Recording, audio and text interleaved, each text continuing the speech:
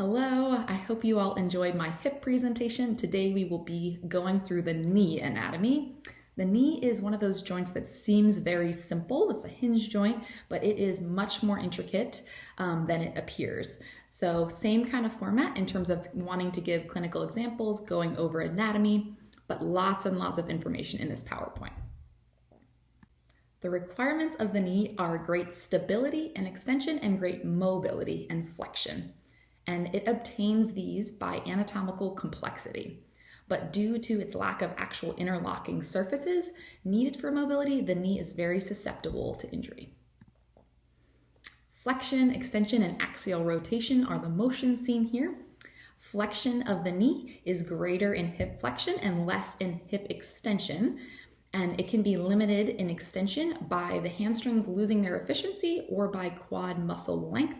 So you can assess that in prone, passively or actively. You should be able to differentiate between those. And then axial rotation occurs with the knee flexed. And you want to assess that in 90-90 so that the hip cannot compensate for the knee in the rotation. And knee flexion has an automatic internal rotation, and knee extension has an automatic external rotation component that we will get into more later. In order to get full knee motion and flexion and extension, we would need to remove a portion of the femur, which would cause a zone of weakness.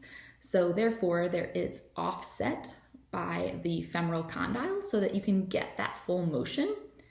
And that's why also posteriorly on the femur and the tibia, they're concave. So this allows for the musculature there to not get in the way when we get into full flexion range of motion. And then this middle picture is showing why it's essential that we have both a roll and a glide of the femur on the tibia. Says if it was just one or the other, we would get a dislocation or a premature coming together here. And actually at the beginning of the range of motion, we have just rolling. Specifically, the medial condyle just rolls for 10 to 15 degrees and the lateral condyle for the first 20 degrees. The femoral condyles are biconvex.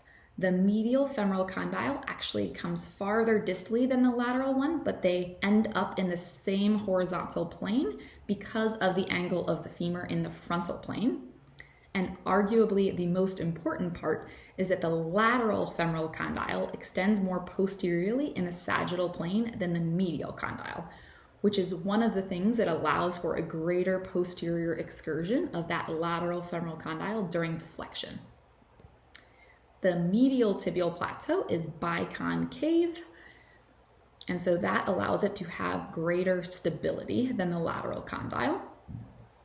The lateral tibial plateau is convex anterior to posterior and concave medial to lateral.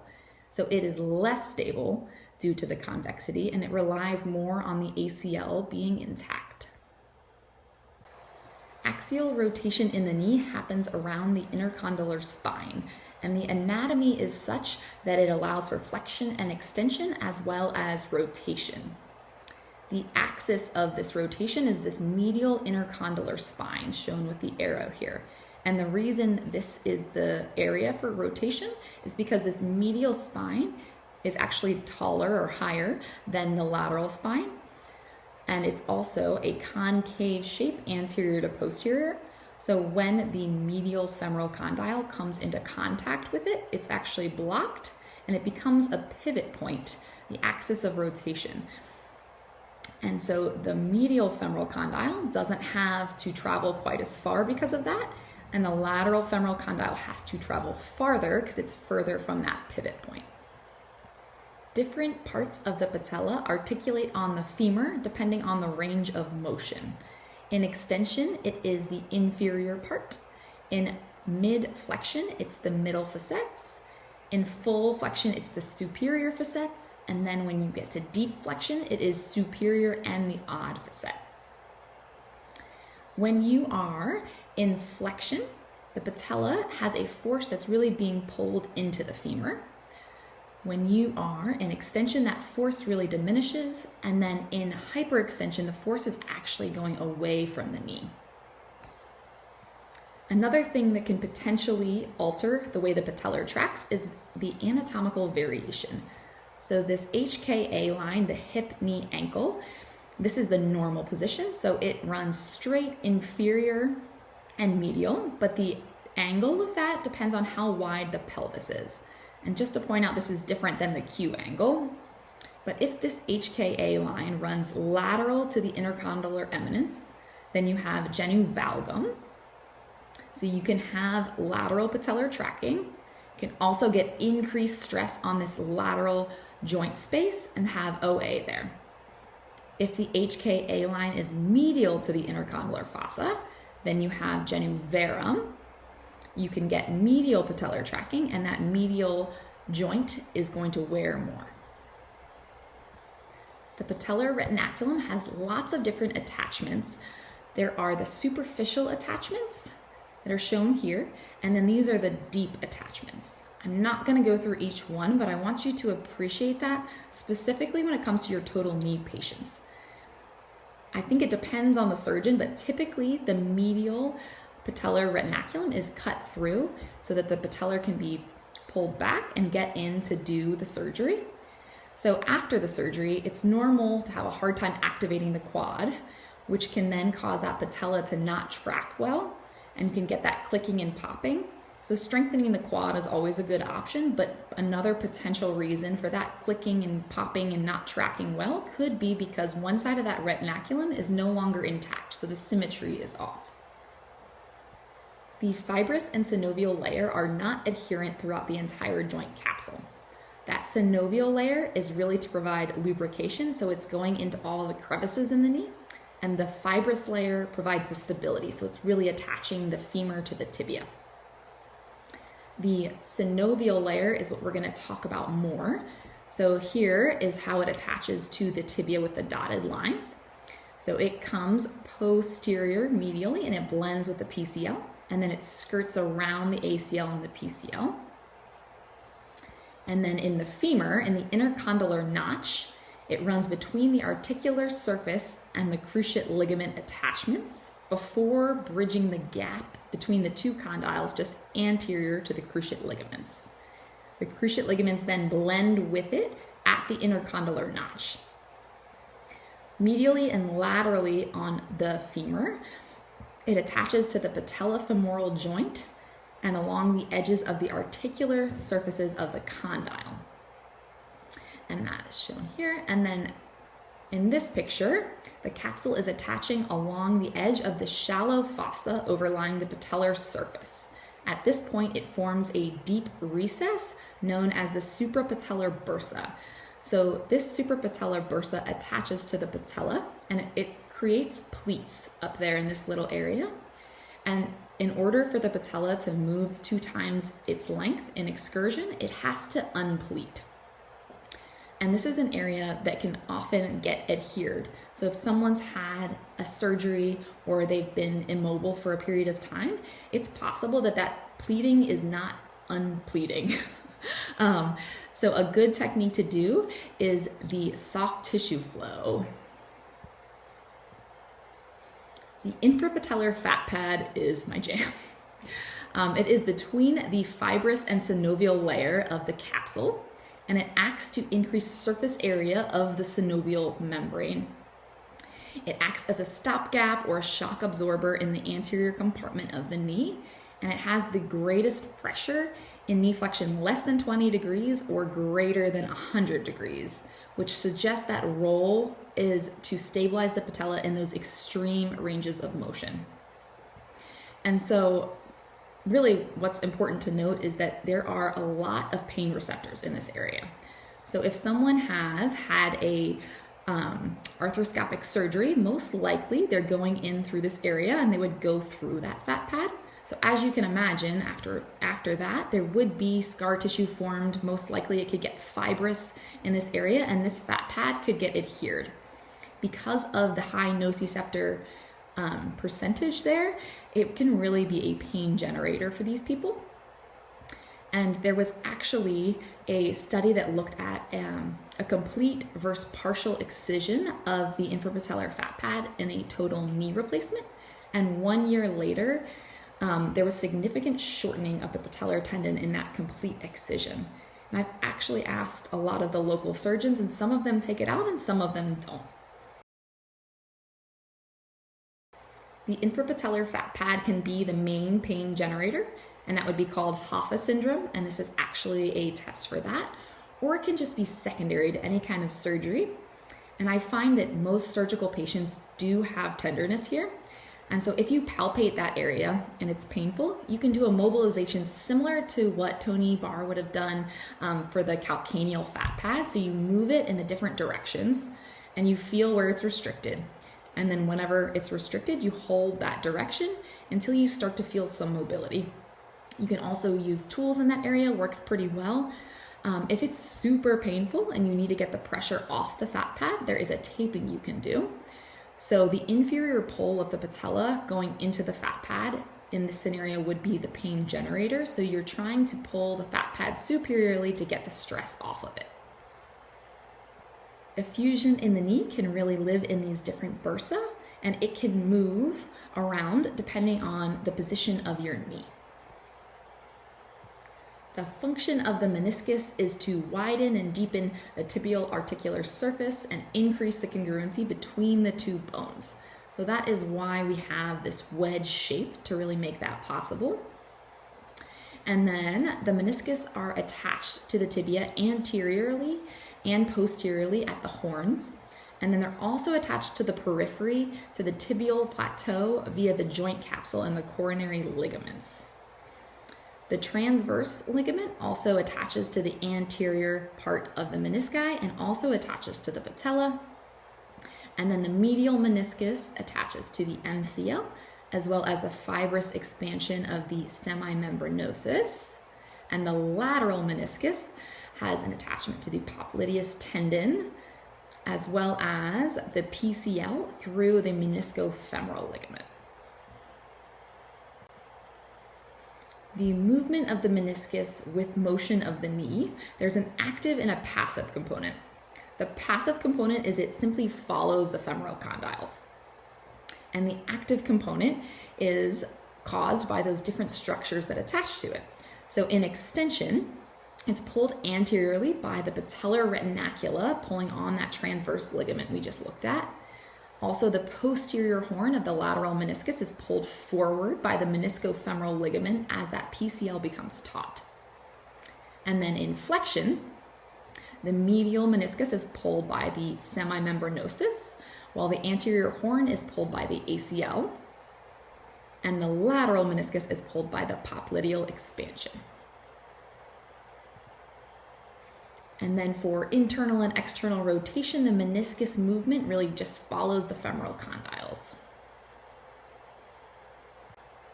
There are many different ways to injure your meniscus. What I really want to note is that as soon as the meniscus is torn, the injured part does not follow the normal movements with the femoral condyles. So that can cause that clicking or popping or catching that's explained by your patient. The MCL has a deep and a superficial layer. The superficial layer has two bands. The vertical band runs from the posterior superior condyle to the medial aspect of the tibia, right behind the Sargent insertion. And the oblique band blends with the capsule and the posterior horn of the medial meniscus. And then the deep band lies right behind this, and it also sends fibers to the medial meniscus. The MCL is taut in extension and slack in flexion. So then the LCL runs from the superior posterior lateral condyle to the fibular head. It attaches deep to the insertion of the biceps femoris, and distally it blends with that tendon. It is taut in extension and slack in flexion. And the collateral ligaments are a big part of this transverse stability, along with musculature. So the LCL is assisted by the IT band, which is tightened by the TFL. The MCL is assisted by the Sargent muscles. And then the quad also helps through their straight and cruciate fibers in all directions.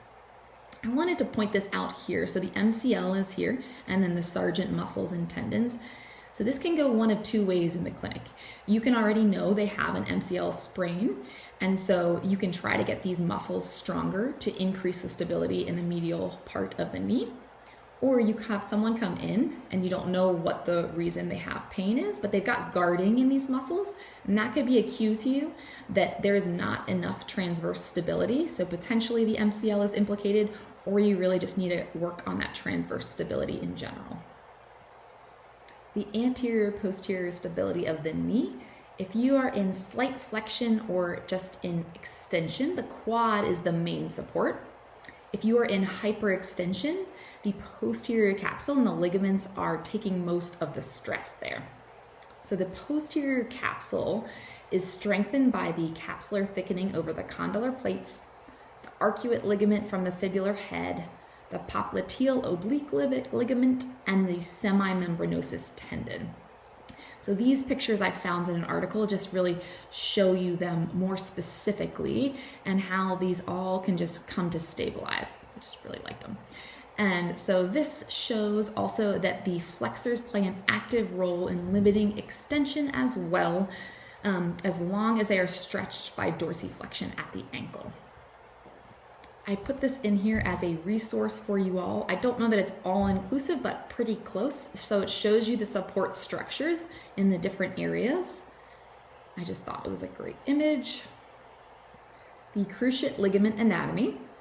The ACL attaches to the anterior portion of the intercondylar fossa, and it has two bundles that twist on themselves. And so the anterior portion on the tibia is the anterior medial bundle, and it comes to this superior anterior part of the femur. And then the posterior part on the tibia comes to the posterior inferior part of the femur, and that is the posterior lateral bundle. And then the PCL originates on the posterior part of the intercondylar fossa, posterior to the menisci. And then looking here, you can see that the ACL attaches to the capsule as well as the PCL. The role of the cruciate ligaments is to ensure the anterior-posterior stability and allow for a hinge-like motion while keeping the articular surfaces in contact by creating a gliding of the femur on the tibia. So in the first 60 degrees of flexion, there isn't much change in the actual tautness of the ACL, but there is a change in orientation. So the PCL becomes more vertical and the ACL becomes more horizontal. And then when you get flexion greater than 90 degrees, the PCL is very vertical and the ACL actually gets a little bit more vertical. And in this scenario, the anterior fibers of the ACL and the PCL become taut, which causes the femur to glide anteriorly on the tibia. And then in extension, the posterior fibers of the PCL and the ACL are the most taut, which causes the femur to glide posteriorly on the tibia.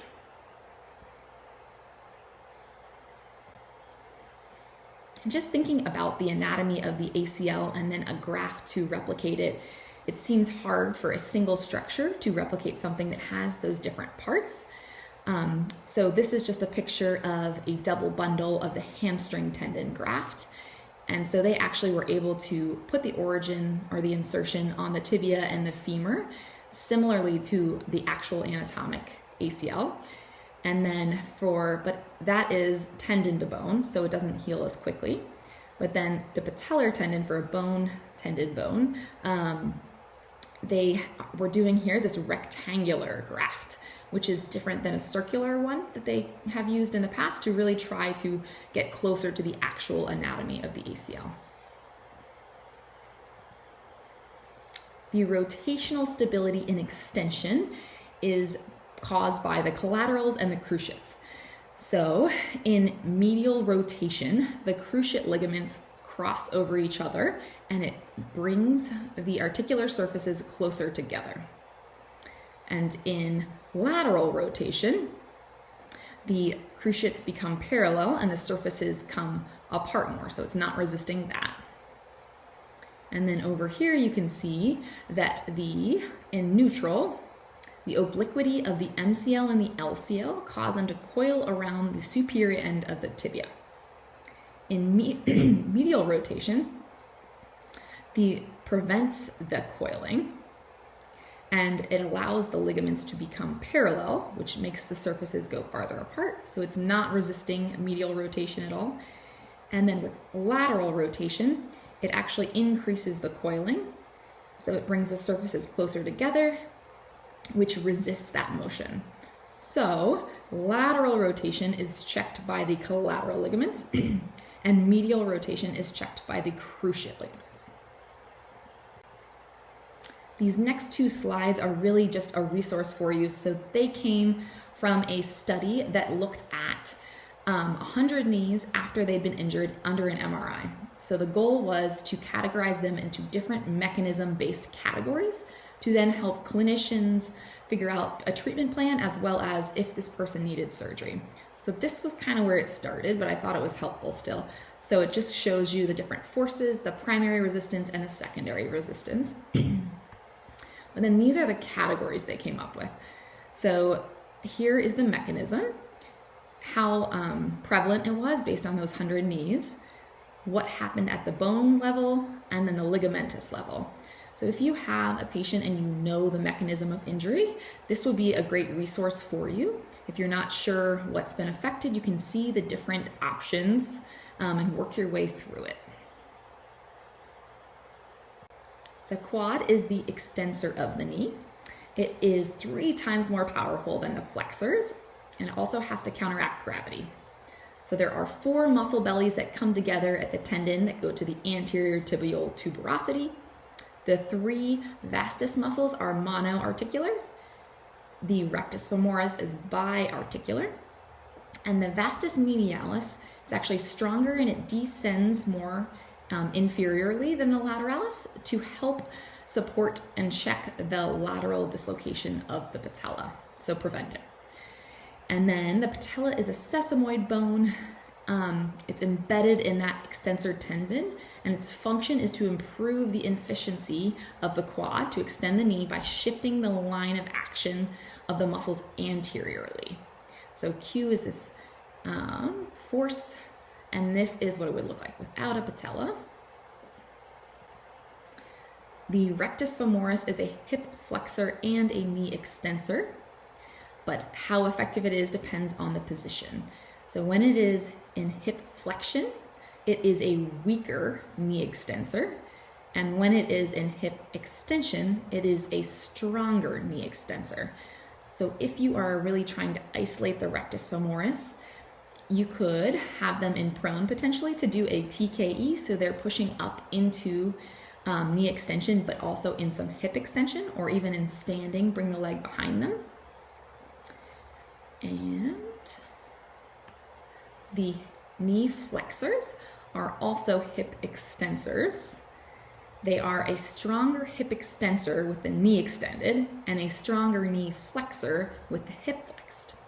So if you wanted to strengthen the hamstrings, you would want to do it in a seated position as opposed to prone in a hamstring curl. And it could also explain as to why you have your patient doing a standing hamstring curl and they can't possibly keep their knees together and they always come into hip flexion. Okay, there is an automatic rotation that occurs with flexion and extension, and then there's also an active component. So the automatic rotation occurs due to the greater posterior excursion of the lateral condyle. And there are 3 things that cause this. The first thing is the unequal length of the lateral and medial femoral condyle. So the lateral condyle is longer, so it has a greater distance it can go. The medial condyle is shorter, so it can't go quite as far. The second thing is the anatomy of the plateaus. So the medial tibial plateau is concave, so it really keeps that medial femoral condyle within it, as opposed to the lateral tibial plateau, which is convex. So it actually kind of acts as a slope that allows it to move further. And the third thing is the MCL and LCL anatomy. So the MCL becomes taught earlier on, where the LCL is still in slack, so the lateral femoral condyle can continue to move. And then actively, the lateral rotators are the biceps and the TFL. And then the medial rotators act as an eccentric brake to slow down the lateral rotation moment into knee extension. And they also actively medially rotate the knee. So the sartorius, gracilis, semimembranosus, semitendinosus, and popliteus. Putting it all together, so everything in these last two slides is also in all the other slides, but this is meant for a resource altogether here. So in flexion, the flexors cause the tibial plateau to roll posteriorly. Medial rotation happens at the tibia because of a larger posterior excursion at the lateral femoral condyle, as well as activation of those medial rotator muscles.